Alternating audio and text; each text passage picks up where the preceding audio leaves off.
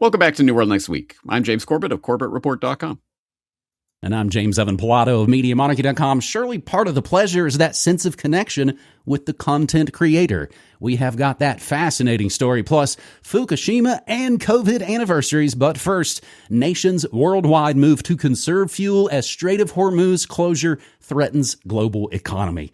Pakistani Prime Minister Shehbaz Sharif announced on 9 March sweeping austerity measures to curb domestic fuel consumption after oil prices briefly reached $120 a barrel due to the disruptions caused by the U.S.-Israel war on Iran. The entire region is currently in a state of war. Keeping this reality in mind, the government took difficult decisions for the country's economy, Sharif said in his address. He said oil prices are already above $100 a barrel and could rise further, forcing Islamabad to conserve reserves and take quick measures to reduce the need for fuel consumption across the country. Measures in the public sector include a 4-day work week for government employees and rotating work-from-home arrangements for half of the public staff. The measures also involve 2 weeks of school closures, online classes for higher education, cuts to official fuel use, salary reductions for ministers and lawmakers, and restrictions on foreign travel and in-person government meetings. This sounds really familiar. Pakistani authorities said the plan was meant to utilize the available reserves of oil in a judicious manner. Workers in Pakistan who depend on driving for their livelihoods report that rising petrol prices are eroding incomes and driving up the cost of everyday goods. Elsewhere in Asia, Bangladesh imposed daily fuel sale limits after what Reuters described as panic buying and stockpiling, with state-run Bangladesh Petroleum Corporation saying the curbs were meant to restrain excessive demand, calm the public, and keep nationwide stocks stable. Other Asian states activated contingency plans rather than immediate rationing, including fuel price caps, efforts to stabilize petrol prices, shifts in crude purchases away from Gulf routes, and reliance on reserves or alternative supply arrangements. Asia is the epicenter of the war-induced energy shock since it relies on the Persian Gulf for over 80% of its oil. Unlike the U.S., which is a net exporter, Asia faces a literal energy panic. And I did have to look that up, James. America exports most of its oil. The United States is a net exporter of petroleum products, meaning it exports more refined oil than it imports. In 2023, the U.S. exported about 10.15 million barrels per day of petroleum, including gas, diesel, jet fuel, making it the world's largest exporter of refined petroleum products. While the U.S. is also the largest producer of crude oil, 12.1 million barrels a day, it exports a significant portion of its crude, particularly light sweet crude from shale fields, of course, in Texas, North Dakota, and New Mexico, which feels like it should be a lot richer with all that oil that we provide. It's odd how New Mexico is still very, very poor. Is this the chart pressuring Trump toward an Iran off-ramp? That's the question Zero Hedge asked, because it did go pretty quickly to him saying, of course, we're not at war. Don't forget that, like Mike Johnson said. We're not at war. This is not a war. Also, Trump suddenly wants to end it really quickly. Iran vows to block oil shipments until U.S.-Israel attacks end, and war with Iran becomes the world's latest economic hazard. Trump insists the conflict will be brief, but world leaders are prepping for severe economic blowback. James? Yes, James, there is a lot of moving parts on the table. There are a lot of moving parts on the table right now. So I'm sure people can appreciate all of the latest breaking news that is happening as we're recording this. Dozens of oil tankers divert to Red Sea as Saudis reroute crude flows from Hormuz chokepoint. We have the IEA, the International Energy Agency, to release a record 400 million barrels of oil from its stockpiles.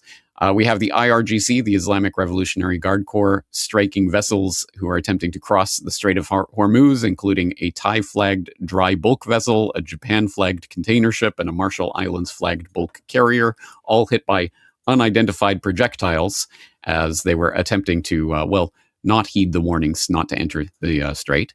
And then we also, of course, have this sea mine, brouhaha that's taking place right now. Apparently, Iran maybe was trying to put mines in the strait, maybe, and Trump threatens consequences never seen before if Iran mines the Strait of Hormuz, which wasn't that old internet meme?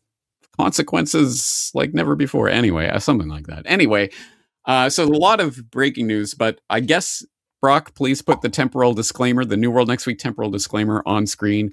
Whatever happens in the 24 hours between the time we're recording this and the time that you actually see this, we don't know about. So we can't give you the latest up to the second breaking news.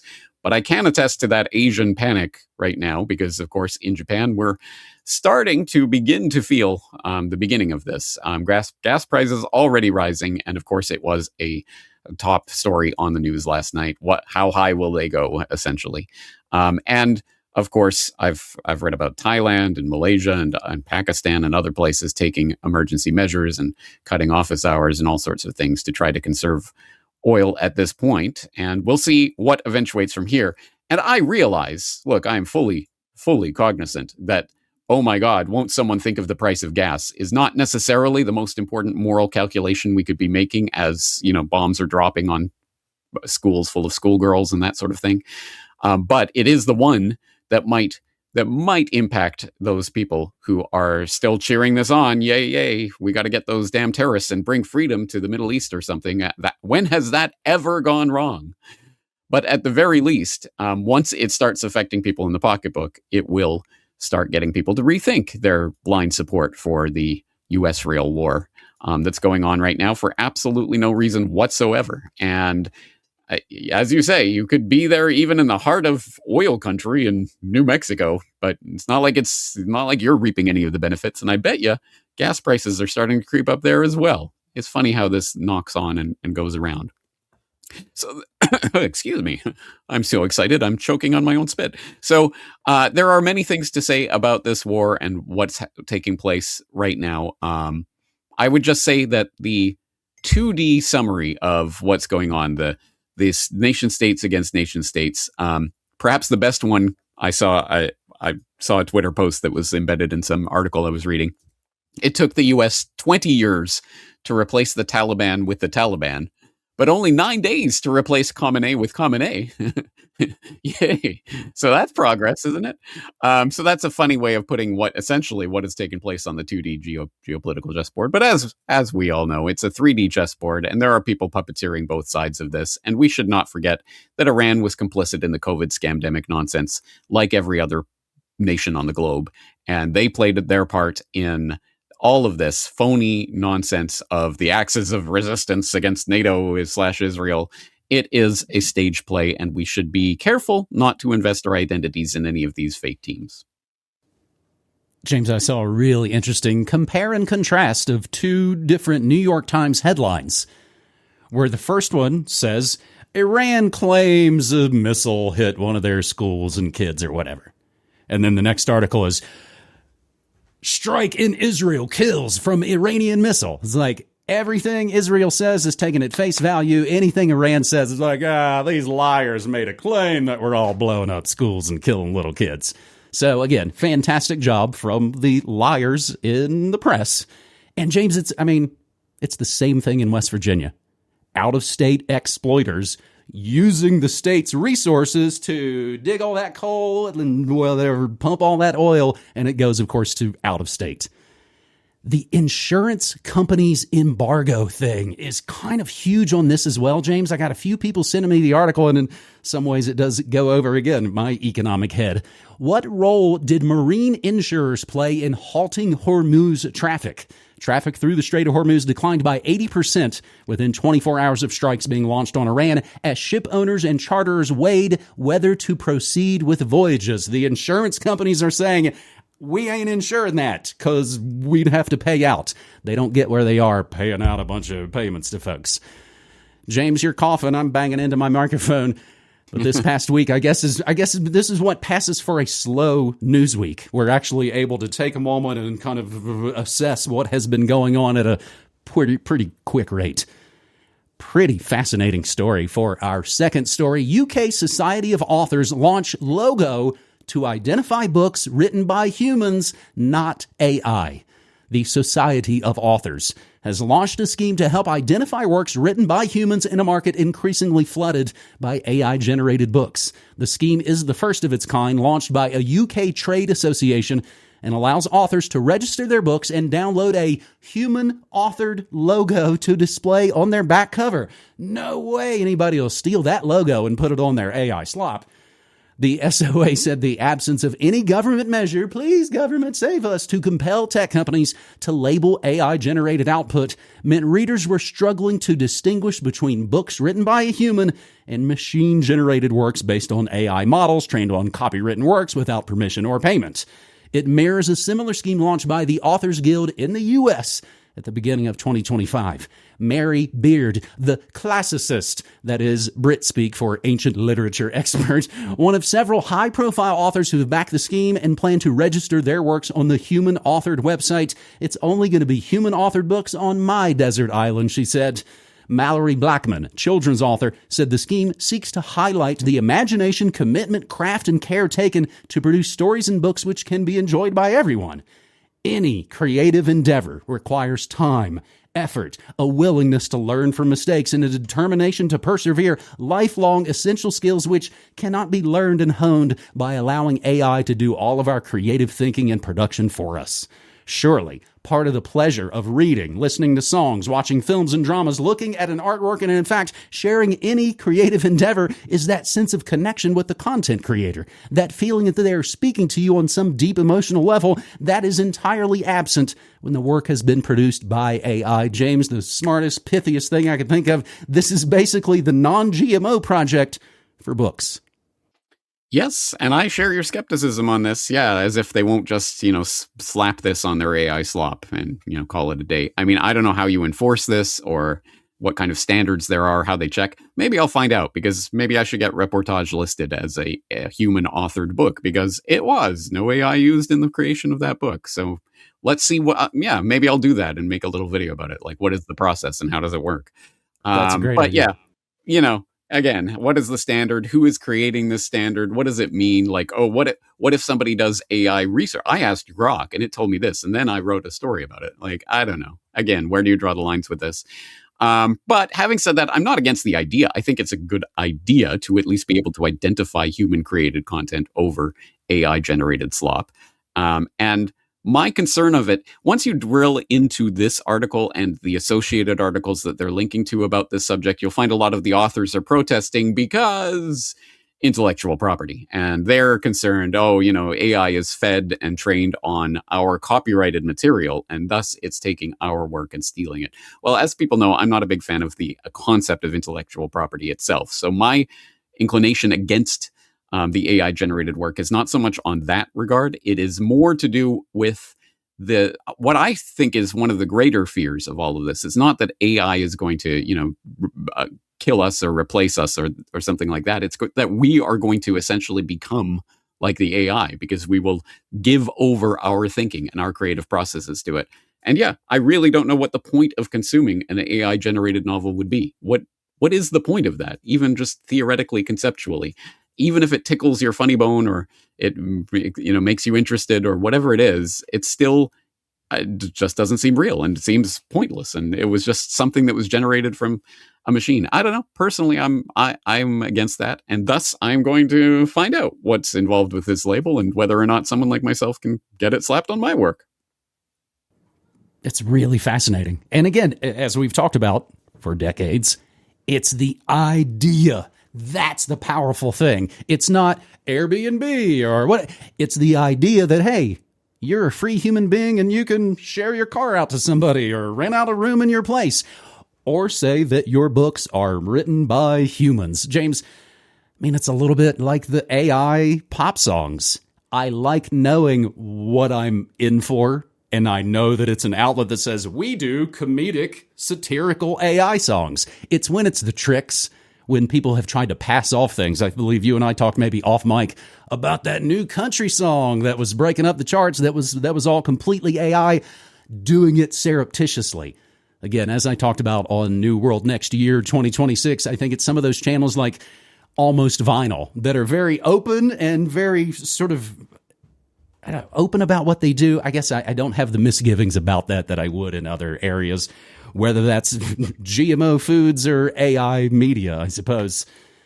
And it is 6:41 p.m., March 11th, 2026. As I talk to you right now, 6 years ago today, On March 11th, 2020, the World Health Organization declared a global pandemic, and 2 days later, on Friday the 13th, Orange Man dutifully bent the knee and instituted all the mandates and lockdowns. Elusive COVID justice after 6 years. Where are the prosecutions? A year and change into the golden age, a deep and thus far unquenched thirst for justice among a huge portion of the massive MAGA base notwithstanding, the administration has prosecuted zero COVID criminals. What's more, the Department of Justice, of course, with Pam Bondi Beach, isn't promising to prosecute Americans for hate speech or rolling out new schemes to cover up all their involvement in Epstein, hasn't scrounged up any time to bother investigating any of them. No prosecutions, no investigations, no press releases. Nothing but radio silence. The guy running HHS, RFK Jr., wrote a big, beautiful book elaborately detailing the rampant criminality of Fauci and many more of his co-conspirators, and yet crickets, nothing. Criminal conspiracy, which these people provably engaged in, typically has a 5-year statute of limitations. Now, this is interesting. The key provision, though, is that the clock on the 5-year statute of limitations window for criminal conspiracy only commences once the conspiracy has concluded. As the conspiracy, the shot mandates, the forced masking, the business closures, continued deep into 2023 and arguably beyond, we are still well within the 5-year window for conspiracy prosecution. A short but wildly incomplete list: Anthony Fauci, Peter Daszak, Deborah Birx, Peter Morens, Francis Collins, Rachel Walensky, and I forgot about Mandy Cohen, Walensky's replacement, shown on camera gleefully explaining how she arbitrarily enforced COVID lockdowns on the public with no scientific basis. None of these people, for the record, benefited from the flurry of pardons issued by whoever Biden was in the auto pen on his way out the door, of course, with the exception of Anthony Fauci. And if Fauci's pardon, indeed, if it was signed by an auto pen, as it probably was, also highly suspect. Other anniversaries on this date, James: as Fukushima memories fade, Japan embraces nuclear-powered future. And to, I suppose, come full circle like the snake eating its tail on this new world next week, Vietnam urges people to work from home to save fuel as Iran war disrupts supplies. It's just all right there. Yeah, it is all right there. And yes, on the COVID note, yeah, I want to say no surprise that, of course, no prosecutions have happened. But remember, guys, Trump is coming back in and Bobby's there and Maha's in the ascendant. The prosecutions are about to start. No, they are not. There is no justice. There is only just us, as has been observed. And on the Fukushima note, just to put the capper, or is it the shoes, on this Ouroboros snake episode, it has been a remarkable thing to watch. I remember 15 years ago when obviously the events of Fukushima ignited a huge anti-nuclear movement here, and people were literally out on the streets protesting. I covered some of that. And what has resulted? Well, now 15 years later, it's like, no, we definitely need energy and we're importing too much of it. Start throwing the nuke plants back on. And that is exactly what's happening. So it's been a remarkable thing to witness. And we'll see where it goes from here. Hard to believe that was 15 years ago, but here we are. Here we are. And 3/11 is no shortage of other interesting giant anniversaries. Is it the Madrid bombings and others? The only people, James, we've seen prosecuted because of COVID were the people busted scamming the scam money that they were doling out to everybody. You hear these little regional conspiracies. Someone misspent all the COVID money they got, which again, it's a scam. So everything downhill from it was a scam as well. But let's not forget the other people prosecuted, of course, those handful of heroes we heard about giving out saline shots instead of the deadly MAGA jabs. We run newworldnextweek.com for monarchy gear, for Corbett gear, for DVDs. James, I've been watching a lot of World War documentaries. And so even what you say there about Japan to look now in 2026 is like, holy moly. It's as sad as it is to say, World War history is kind of the history of the world, or at least for the last 100, maybe 200 or so years. Really fascinating things. May you live in interesting times, they threatened us with. And I also get the exclusive audio of these New World Next Week episodes. I play them on my Monarchy Radio before they are published anywhere. And you can access that at MediaMonarchy.com/listen. James, that is New World Next Week, episode 622, buddy. Awesome. Thank you for that. And thank you for reminding people about the store. I hope they will go to newworldnextweek.com, buy some of the swag. It supports both of our work and keeps it going. We've been here for over 15 years. And so we were here covering Fukushima as it happened, as the long timers in the crowd will remember. And we're going to be here hopefully another 15 years covering whatever craziness is happening there. So please support the work. It's what makes it possible. On that note, let's wrap it up here. James, thank you for the 3 stories. Thanks so much, buddy. Take care.